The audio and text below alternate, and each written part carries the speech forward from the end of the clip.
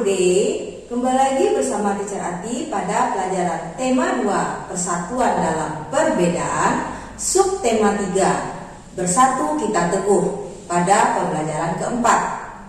Pada pelajaran kali ini kita akan belajar tentang muatan bahasa Indonesia, tentang melengkapi peta pikiran dengan menggunakan kalimat efektif dan kata baku. Kalimat efektif merupakan kalimat yang ditulis dengan mengandalkan atau melihat kepada kaidah bahasa Indonesia.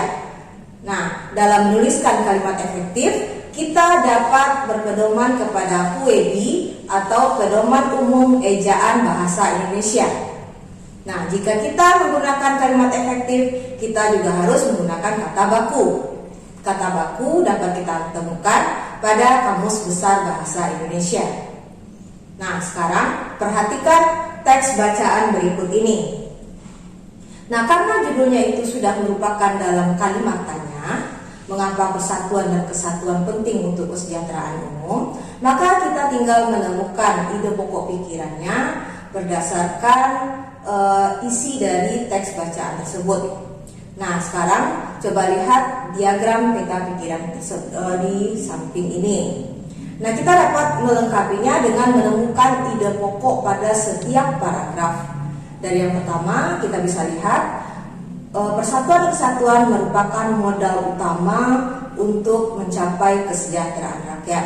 Kemudian kita lihat pada paragraf kedua, di situ dinyatakan bahwa jika ada persatuan kesatuan, maka pembangunan akan berjalan dengan lancar dan kesejahteraan rakyat akan dapat dicapai. Sedangkan paragraf yang ketiga, dapat kita lihat di situ jika rakyat terpecah belah, maka pembangunan akan terhambat dan akan mempengaruhi tentang kesejahteraan rakyat. Nah, kemudian pada paragraf yang keempat, dapat kita lihat bahwa apa saja yang dapat kita lakukan untuk mencapai keutuhan NKRI. Nah, bagaimana student? Cukup mudah bukan dalam melengkapi peta pikiran. Nah, sekarang kita lanjutkan pelajaran bermuatan PPKN.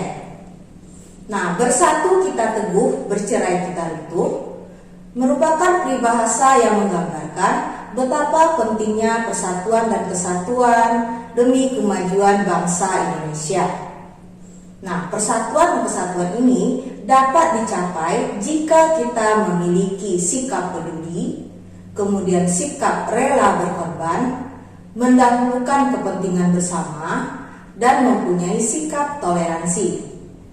Dengan adanya persatuan dan kesatuan, pembangunan nasional akan berjalan dengan stabil dan berkesinambungan. Nah, hal ini akan dapat menjamin kesejahteraan rakyat di segala bidang.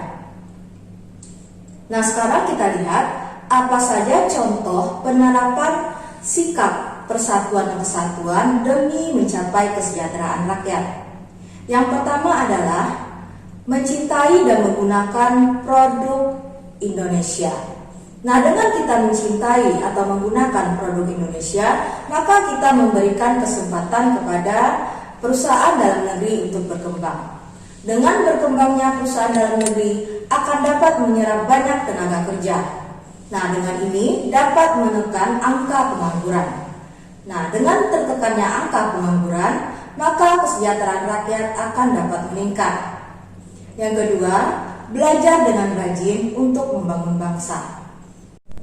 Yang ketiga adalah mempererat kerjasama.